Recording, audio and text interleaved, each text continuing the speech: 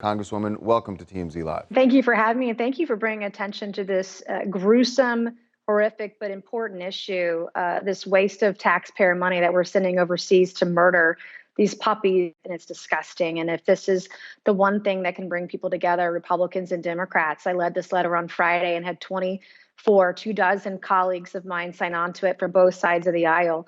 We have a lot of questions, and we are demanding answers from Dr. Fauci. It's a total freak show right now. So I wonder about this. So he is not the head of the NIH. Head of their immuno. Yeah, and I'm just wondering where his role is in the NIH vis-a-vis this experiment. Right. Well, there's also another agency where this letter was also directed to, the NIAID, which is also under the NIH. Is the leader. I mean, we see Dr. Fauci all over the news almost every single day, leading the NIH effort, leading our effort against COVID-19. And this is just when we talk about animal experiments, because you would never do this in the U.S., right? That's why they send our money overseas to these experiments. But it's not just the neck up, eating beagles alive with insects. That $500,000 was spent on that. It was $1.7 million spent to kill the 44 beagle puppies. They debarked them. They drugged them, they killed them, and then they dissected them. But there are all sorts of animal experiments this money's being used for. We're getting mice addicted to cocaine. We're having beagles eaten alive from the neck up. We are frightening monkeys. This is not the purpose of American money. We shouldn't be spending them on these horrible and gruesome animal experiments. The thing that really gets me here is that there has been a real movement in the United States to stop doing these cruel, awful experiments on animals. And, forgive me, I don't know how else to say this.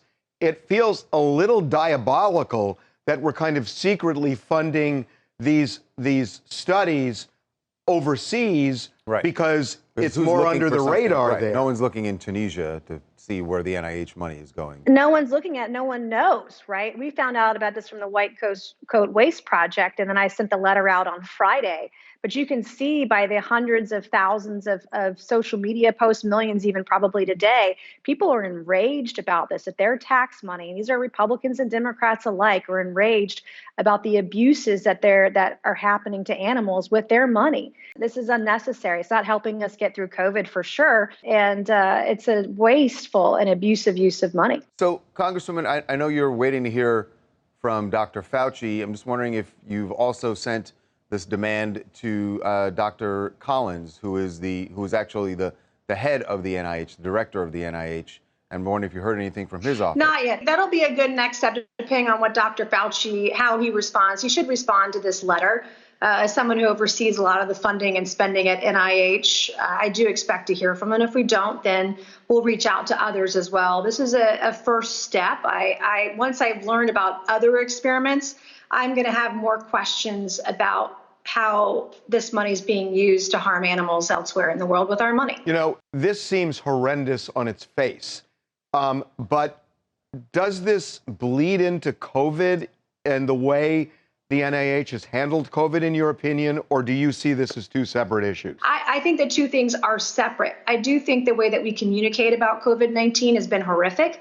The way the federal government has use selective science, right? So if you've had COVID-19, for example, you're about 27 times more protected than someone who's not had it and is vaccinated. But we treat people with natural immunity versus those who've been vaccinated very differently.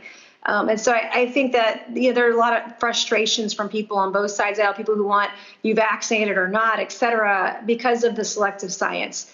But the two are separate, in my opinion. Okay. Well, we hope that you can get some answers. Obviously, these photos and reading about what was done in this study is alarming. And like you said, if there are other studies like this that are being done, there should be answers that the NIH should answer for this. Absolutely. And if this is what brings the American people together, I'm here for it. Fair enough. All right. Congresswoman, thank you so much for the time. We really appreciate it. Of course. Thank you. Thanks again.